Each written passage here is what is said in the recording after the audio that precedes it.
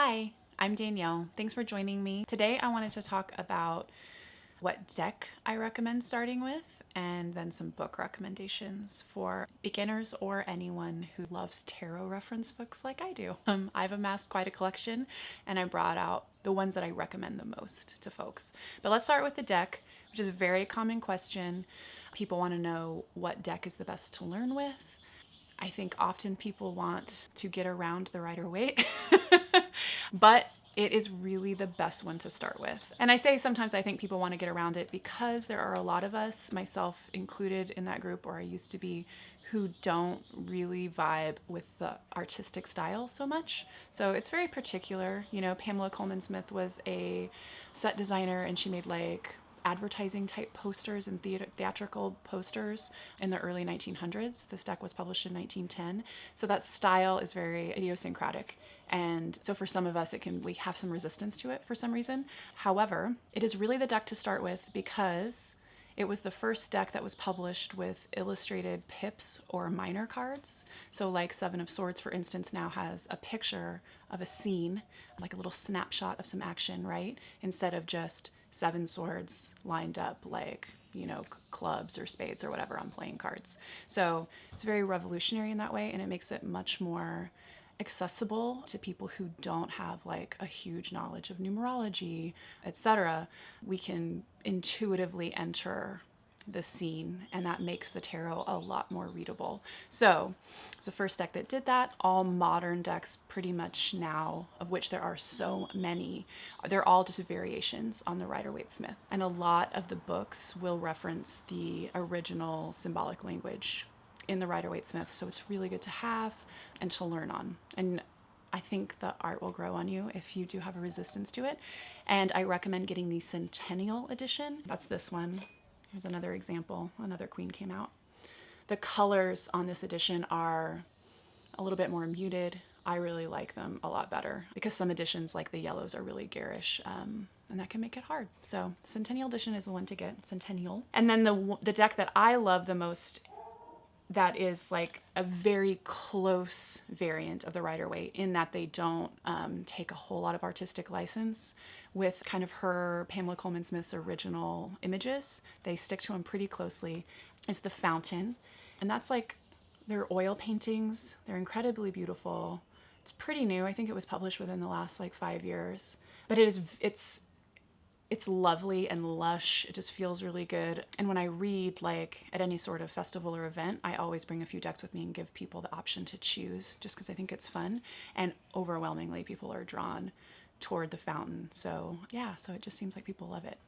Okay, so now on to books. Number one book, it's a tarot Bible. I think most people will recommend this to you if you ask. And it is 78 Degrees of Wisdom by Rachel Pollack. It is amazing.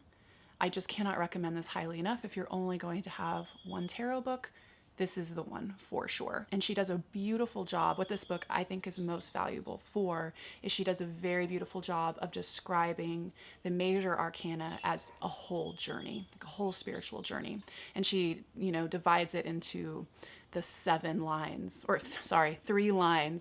of 7 cards. So like seeing it as like these phases of a spiritual journey is incredibly useful. I don't know if she came up with this idea to divide the major arcana into 3 lines of 7.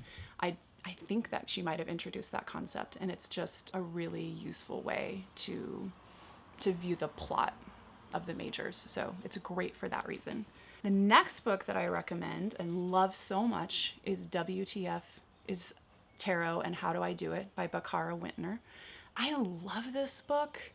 It kind of like, the title makes you think like it's going to be like maybe shallow and cheesy. Not the case. It's very good. She is a younger person, and so her anecdotes that she tells about the stories are like very relatable. She has a really fresh perspective. She does talk about court cards in kind of a unique way, like in the more modern tarot community, which by and large tends to view court cards as aspects of the self. And she comes at it from the perspective that they are most commonly other people, which is more like old school, to view court cards as other people in your life. So A lot of people in the tarot community have moved away from that. She sticks with it. She makes a great case for like their personalities, like the court cards' personality. So I really love it. I would recommend this book regardless of how you view court cards or whether or not you have an opinion on it. We can talk about that some other time, but I love this book. Love it, love it. The next one, Modern Tarot by Michelle T. This is great. It's so good. Each card, it's a very like short chapter, so it's really accessible. She has like a spell at the end for each card, like if you're into like kind of easy witchy stuff, she offers that. It's also kind of part memoir, and she's a writer and an incredibly good writer. And so this memoir aspect kind of woven throughout is lovely. And yeah, and it really helps you grasp the card's meaning, much like Baccara does in her book, where they just like weave in personal stories about how cards have applied to them throughout their life. It's very helpful. And Michelle does that really well in this book. The other one, the last one I'll recommend, is Mindful Tarot by Lisa Frankel Tishman. I don't know how popular this one is. I just found it at some bookstore in San Francisco. That's what Abby and I do when we travel. When we get to travel, we find coffee shops and bookstores in whatever city we're in and hunker down for a while. She is a Buddhist, and so she comes with a Buddhist perspective to the cards, and that's lovely. I really love it. It's very like kind and therapeutic, and makes each card really stand on its own as a spiritual lesson, which I love deeply. So I really recommend this book. Okay, I think that's it. Those are my like 4 core recommendations on books. Write or wait. Just do it. Yeah, and I'll be coming at you again soon with some more tarot basics.